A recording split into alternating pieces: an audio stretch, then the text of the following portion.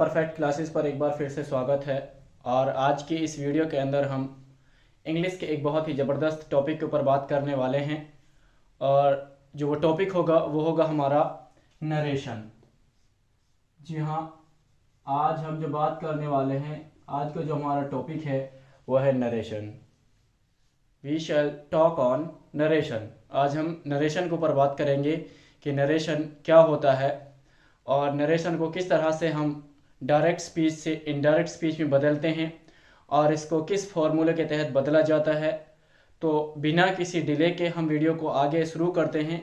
आप बिना किसी स्किप के वीडियो को बीच से ना काट कर सीधा आप लास्ट तक देखें तो ही आपको पूरी तरह से जो एक एक पॉइंट है वह समझ में आएगा।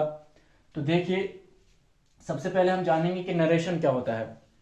व्यूअर्स, नरेशन का मतलब होता है यानी दो लोगों की बात को तीसरा व्यक्ति अगर सुन ले और वो अपने तरीके से उसको किसी और व्यक्ति के सामने व्यक्त करे, प्रस्तुत करे, उसी को हम नरेशन कहते हैं।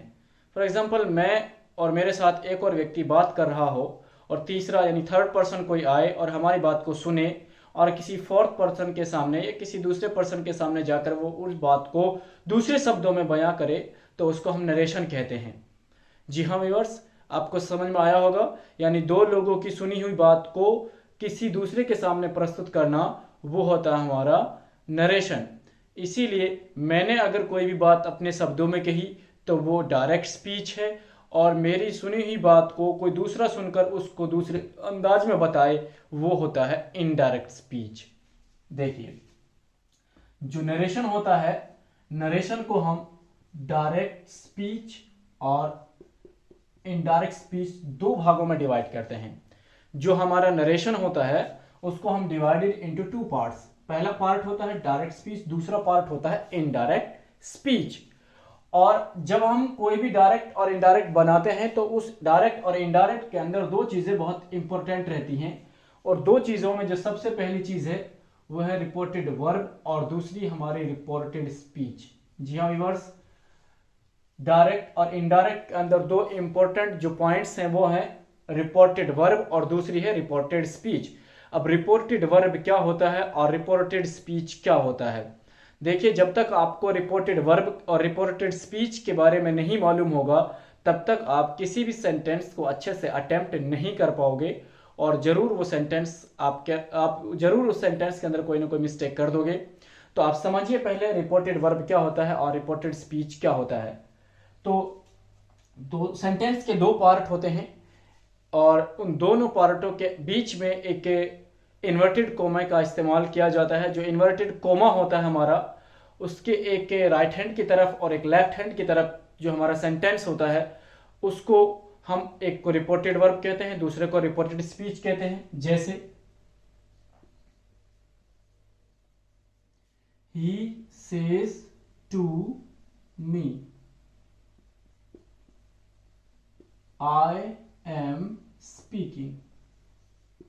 व्यूअर्स, आप ध्यान से देखिए थोड़ा सा, ये एक सेंटेंस है यानी ही से लेकर और ये स्पीकिंग है, ये लास्ट है यहाँ इसका। तो इस सेंटेंस के बीच में यहाँ पर ये इन्वर्टेड कोमा लगा हुआ है। सेंटेंस के बीच में इन्वर्टेड कोमा लगा हुआ है। तो यहाँ से यहाँ तक एक सेंटेंस है और यहाँ से यहाँ तक एक सेंटेंस है। यानी कुल मिलाकर अगर हम बात करें तो ये दो सेंटेंस हैं और दोनों सेंटेंस के बीच में जो ये है हमारा ये वाला हिस्सा, इसको हम कहते हैं इन्वर्टेड कोमा। जी हाँ दोस्तों, ये हमारा इन्वर्टेड कोमा है जिसको कोटेशन मार्क भी कहा जाता है। तो जो हमारा इन्वर्टेड कोमा है, इस इन्वर्टेड कोमा के जो इधर वाला पार्ट है ये है हमारा रिपोर्टेड वर्ब।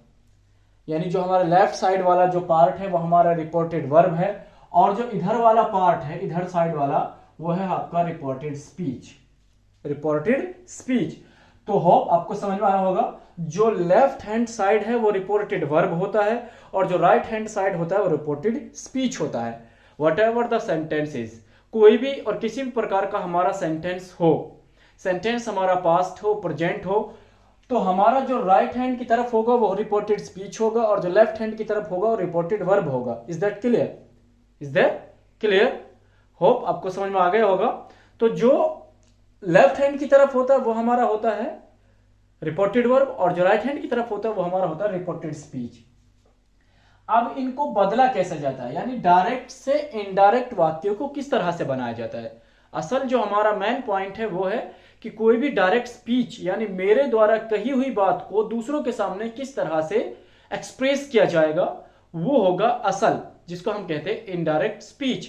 अब ये तो हो गया direct speech, he says to me I am speaking, he says to me, he says to me, उस वह मुझसे कहता है आई एम स्पीकिंग, मैं बोल रहा हूं। अब ये एक सिंपल है, यानी ये डायरेक्ट स्पीच है, डायरेक्ट है, यानी डायरेक्ट उसने मुझसे कहा। अब मुझसे जो कहा किसी ने, उस बात को सुनकर थर्ड पर्सन इसी बात को दूसरे तरीके से बताएगा। अब दूसरा तरीका क्या होगा, देखिए सबसे पहले कुछ एक फॉर्मूला है जिसका इस्तेमाल करके हम इसको अच्छी तरह से और जान सकते हैं कि वो फॉर्मूला क्या है और किस तरह से हम इसको बना पाएंगे। तो देखिए यहां पर एक फॉर्मूला होता है जिसका नाम है SON।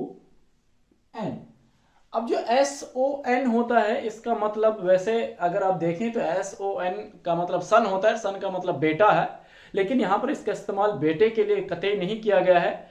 ये एक फॉर्मूला है, सूत्र है, एक स्ट्रक्चर है, जिसके तहत हम एक एक चीज को आसानी से रिमेंबर कर सकते हैं और उनको अच्छे प्रकार से इंप्लीमेंट करके हम किसी भी सेंटेंस को अपनी मुट्ठी में कर सकते हैं। और बड़ी दिलचस्प कहानी होती है जो SON की होती है। तो SON को हम जान लेते हैं सबसे पहले। तो देखिए जो हमारे प्रोनाउन होते हैं, जो हमारे सब्जेक्ट होते हैं, उनको कैटेगराइज किया गया है। जो हमारा आई और वी होता है, आई और वी हमारे होते हैं सब्जेक्ट, आई और वी हमारे सब्जेक्ट हैं, यू हमारा सब्जेक्ट है, और जो हमारे ही, शी, इट, ये भी सब्जेक्ट हैं।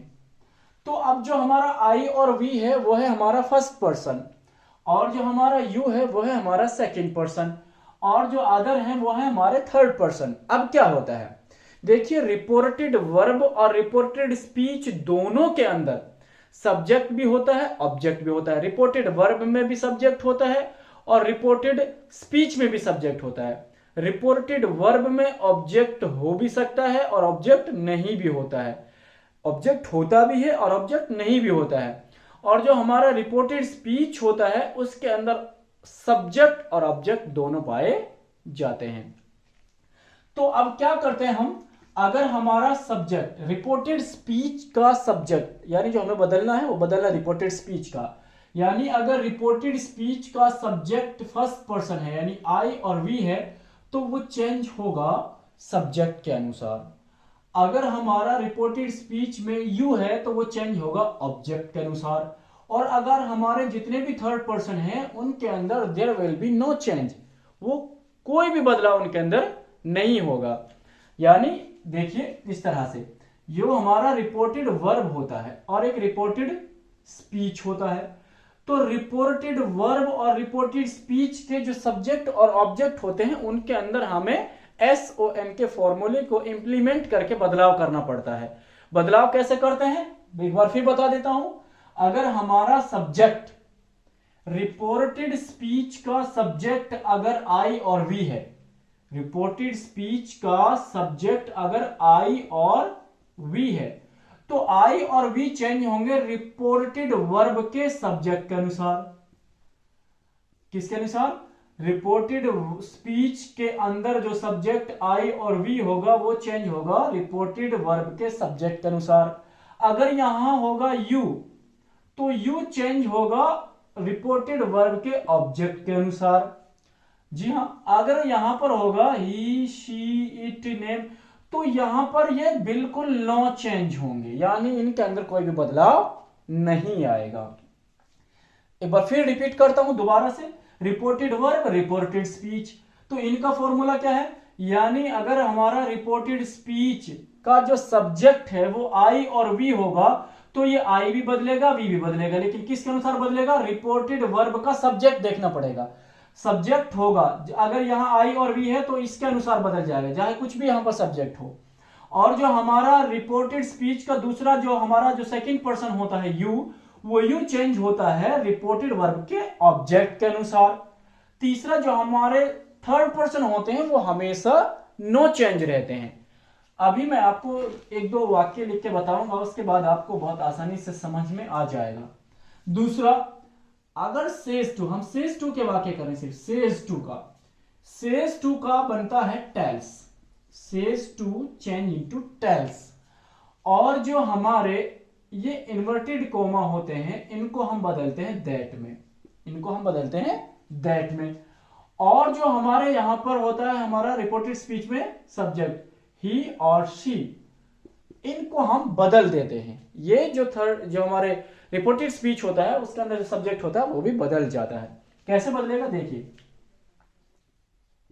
ही says to me, I am beautiful. अब ये सेंटेंस है हमारा, एक कंप्लीट सेंटेंस है, ये डायरेक्ट स्पीच है। अब इसको हम चेंज करेंगे इनडायरेक्ट स्पीच में with the help of SON formula. SON फॉर्मूले के अनुसार अब हम इस वाक्य को, ये डायरेक्ट स्पीच जो हमारा वाक्य डायरेक्ट स्पीच है ये, अब इसको हम बदलेंगे इनडायरेक्ट स्पीच के अंदर, इनडायरेक्ट स्पीच। तो क्या होता है व्यूअर्स, यहां पर हम पढ़ेंगे he says to me I am beautiful. अब सबसे पहले क्या करना हमें यहां देखना है, सेज टू मैंने बताया था, says to change into tells. तो यहां पर ही का ही लिख देंगे और सेज टू का हम बना देंगे टेल्स। ही टेल्स और यहां पर हम लिख देंगे मी, ही टेल्स मी। और यहां पर मैंने बताया जो हमारा इन्वर्टेड कॉमा होता है वो बदल जाता है दैट में, ही टेल्स मी दैट। अब एक वाक्य यहां तक हमारा कंप्लीट हो गया, यानी इन्वर्टेड कॉमा तक ये वाक्य कंप्लीट हो गया। ही सेज टू मी का हमने बना लिया ही टेल्स मी दैट। अब ही टेल्स मी दैट हो गया। अब आगे जो दूसरा वाक्य बचा है हमारा वो है आई एम ब्यूटीफुल, मैं सुंदर हूं। फिर मैंने कहा जो रिपोर्टेड स्पीच था, उस रिपोर्टेड स्पीच का जो सब्जेक्ट होता है वो रिपोर्टेड वर्ब के अनुसार बदला जाता है और SON फॉर्मूला यहां पर काम करेगा।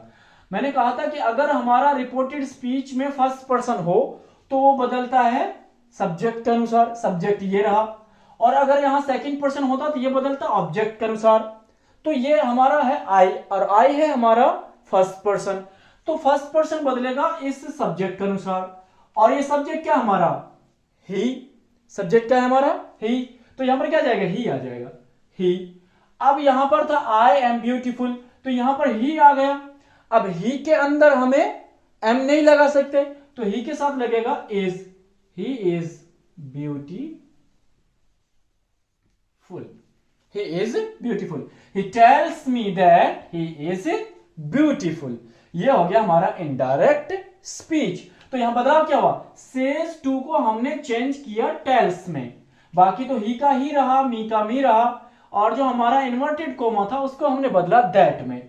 उसके बाद हमने जो हमारा रिपोर्टेड स्पीच का सब्जेक्ट था उसको बदला हमने इस सब्जेक्ट के अनुसार।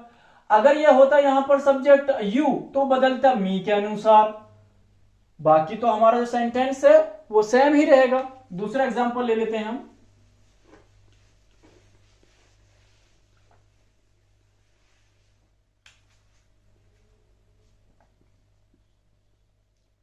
Rohan says to Mohan.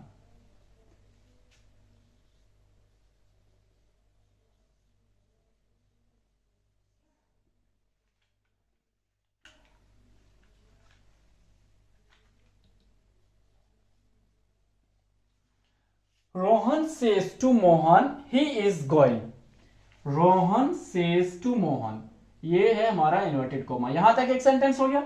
फिर अगला है ही इज गोइंग, वह जा रहा है, एक सेंटेंस यहां पर हो गया। दो सेंटेंसेस हैं। अब दोनों सेंटेंसेस को हम किस तरह से बदलेंगे, तो ये है अब हमारा डायरेक्ट स्पीच। अगला हम बनाएंगे इसका इनडायरेक्ट स्पीच। तो रोहन का रोहन ही आ जाएगा, रोहन का रोहन हो गया। सेज टू का मैंने बताया था says to change into tells, तो यहां पर सेज टू का बन जाएगा tells. Rohan tells Mohan, inverted comma change into that, that बन गया। Rohan tells Mohan that. अब यहां देखेंगे रिपोर्टेड स्पीच में हमारा सब्जेक्ट क्या है। मैंने बताया था सब्जेक्ट अगर फर्स्ट पर्सन होगा तो सब्जेक्ट इसके अनुसार चेंज होगा, इस सब्जेक्ट के अनुसार। अगर यहां पर यू होगा तो इसके मोहन के अनुसार चेंज होता, लेकिन ना यहां पर यू है, ना यहां पर आई है, ना यहां पर वी है, यह है थर्ड पर्सन, और थर्ड पर्सन हमेशा एन नो चेंज रहता है। तो यहां पर ये नो चेंज होगा तो ये बन जाएगा ही इज गोइंग, यानी हम इसको सैम ही यहां पर राइट कर देंगे। तो ये बना Rohan tells Mohan that he is going. एक और वाक्य ले लेते हैं।